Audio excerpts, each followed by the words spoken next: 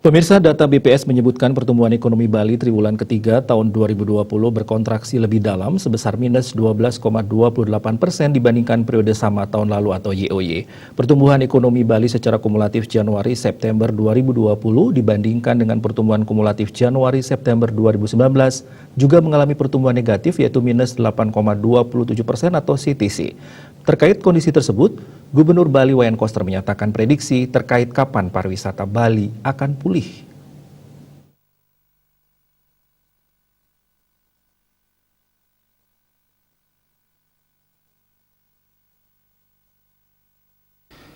Kondisi ini terjadi karena Bali sangat tergantung dengan pariwisata dan di tengah pandemi, sektor ini mengalami pertumbuhan minus yang sangat dalam. Gubernur Bali Wayan Koster menjelaskan perekonomian Bali membutuhkan bantuan pemerintah pusat. Dengan demikian, para pelaku usaha pariwisata dan usaha dukungan pariwisata tetap bertahan sambil menunggu hilangnya pandemi COVID-19 yang menurunkan jumlah wisatawan asing.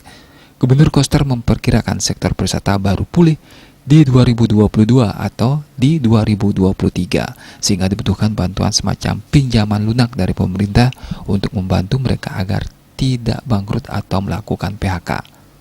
Sektor ekonomi lain seperti perikanan dan pertanian diakui Pemprov Bali sudah mendorong UMKM dan koperasi untuk melakukan ekspor langsung ke berbagai sektor ekonomi lain seperti perikanan dan pertanian diakui Pemprov Bali sudah mendorong UMKM dan koperasi untuk melakukan ekspor langsung ke berbagai negara. Sementara Ketua Dewan Komisioner OJK Wimbo Santoso mengatakan, pihaknya juga memprediksi perekonomian Bali yang didominasi pariwisata masih akan terdampak cukup lama akibat COVID-19, sehingga dibutuhkan berbagai upaya untuk mendorong sektor ekonomi lain seperti perikanan dan pertanian menjadi alternatif pemulihan ekonomi di Bali.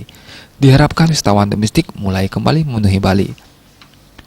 Gubernur Koster menjelaskan bahwa OJK selama ini sangat kooperatif dalam mendukung berbagai program dan kebijakan Pemprov Bali, termasuk dalam menerapkan kebijakan stimulus ekonomi dari OJK dan pemerintah. Hingga 21 Oktober 2020, stimulus ekonomi mencapai 28,54 triliun rupiah untuk 184.002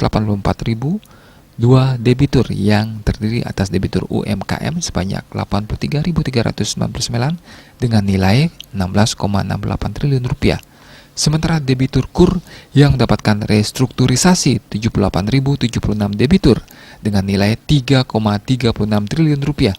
Sedangkan debitur perusahaan pembiayaan yang mendapatkan restrukturisasi mencapai 98.828 kontrak dengan nilai 6,39 triliun rupiah. Secara nasional, kebijakan restrukturisasi kredit yang dikeluarkan OJK pada Maret lalu telah berhasil menjaga stabilitas sektor jasa keuangan.